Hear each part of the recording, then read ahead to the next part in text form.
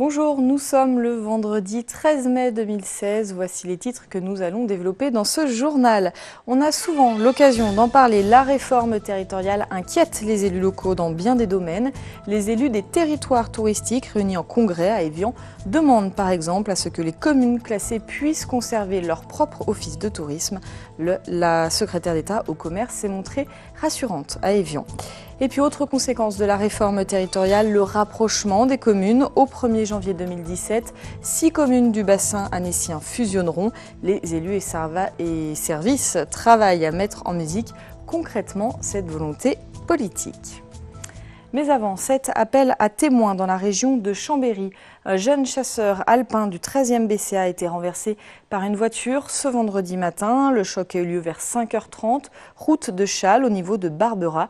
La victime, âgée de 21 ans, a été transportée dans un état grave à l'hôpital de Chambéry. Le conducteur a lui pris la fuite et éteint ses phares. Si vous avez été témoin de l'accident, vous pouvez contacter le commissariat au numéro qui s'est affiché en bas de votre écran. L'Association nationale des élus des territoires touristiques était réunie à Évian pour son conseil d'administration. Les 250 élus présents attendaient des réponses du gouvernement sur la réforme territoriale. Au centre des discussions, la possibilité pour les communes classées de posséder leur propre office de tourisme, un point sur lequel l'intervention ministérielle de ce jeudi a permis de faire avancer les discussions. Emmanuel Jaude nous en dit plus. Ils étaient nombreux ce jeudi à attendre l'arrivée de Martine Pinville, la secrétaire d'État chargée du commerce, de l'artisanat, de la consommation et de l'économie sociale et solidaire. Il faut dire que ce sont plus de 200 élus qui espéraient, avec cette venue ministérielle, des réponses concrètes sur leurs interrogations. J'ai trouvé des élus très mobilisés, très intéressés. Le tourisme est dans nos territoires, les territoires ruraux, les territoires dans les villes, dans toutes les collectivités. Le tourisme est une économie d'abord très importante.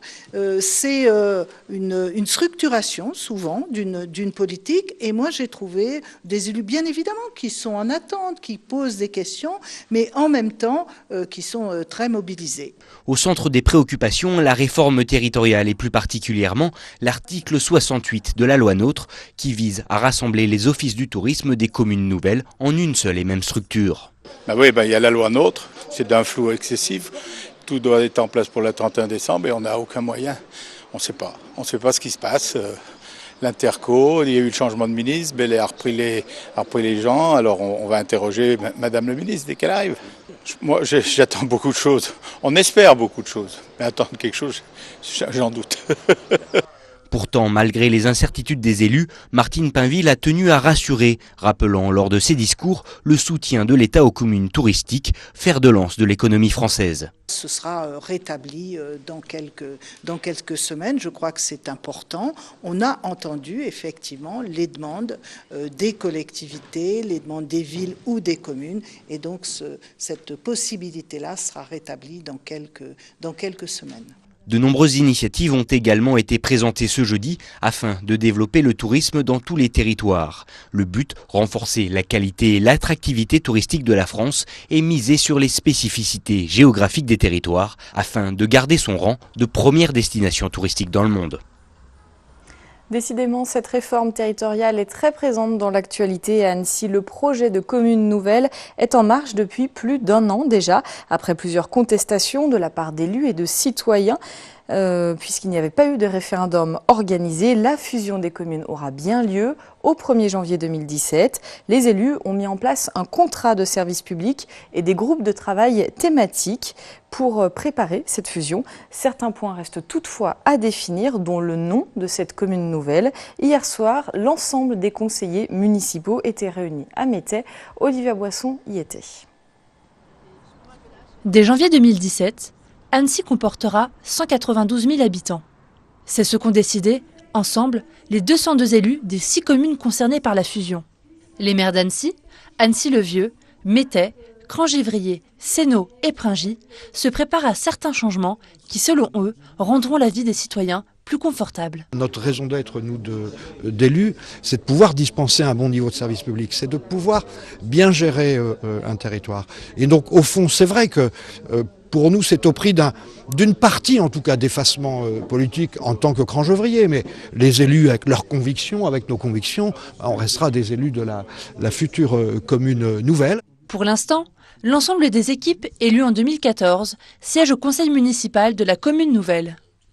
Les maires en fonction deviennent des maires délégués jusqu'au prochain renouvellement. En tant que maire de Sénou, j'ai un petit pincement au ventre. C'était pas prévu. Et donc, de se dire que on a un conseil municipal aujourd'hui, on est une commune à part entière et demain on est un adjoint au maire de la ville d'Annecy. Je voudrais pas dire que c'est ce qui peut gêner, pas du tout, mais n'empêche qu'il y a un changement quand même. On va faire partie d'une équipe de la ville d'Annecy et des autres communes qui vont décider d'un territoire beaucoup plus grand. L'objectif de ce nouveau territoire est de réaliser des économies sur les dépenses de fonctionnement. Les communes veulent maintenir une capacité d'investissement de 50 à 60 millions d'euros par an. Mais cette fusion ne porte toujours pas de nom concret. L'identité d'une commune ou d'un quartier ne se fait pas par le nom. Moi, je pense que l'identité, c'est les habitants qui la font. C'est ce qui se passe sur le territoire. Alors moi, ce que je souhaite, c'est qu'on garde l'identité de notre ancienne commune par sa vitalité associative, par ce qui se passe au quotidien. Et puis le nom, c'est carrément accessoire, je pense.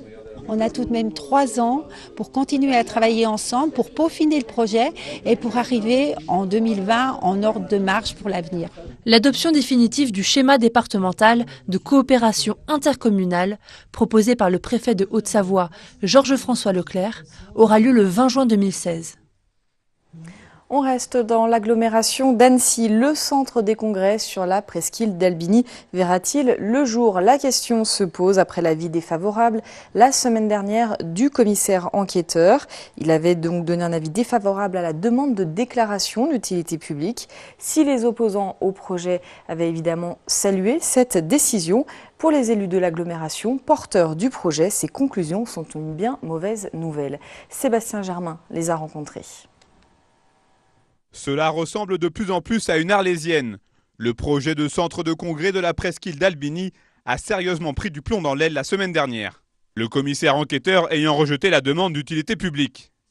Pour Jean-Luc Rigaud, fervent défenseur de ce dossier, il s'agit là d'un vrai coup dur. On pouvait penser peut-être à un avis réservé avec des observations. Je m'attendais à ce qu'on ait des observations, évidemment, donc qu'elles soient sorties d'un avis négatif.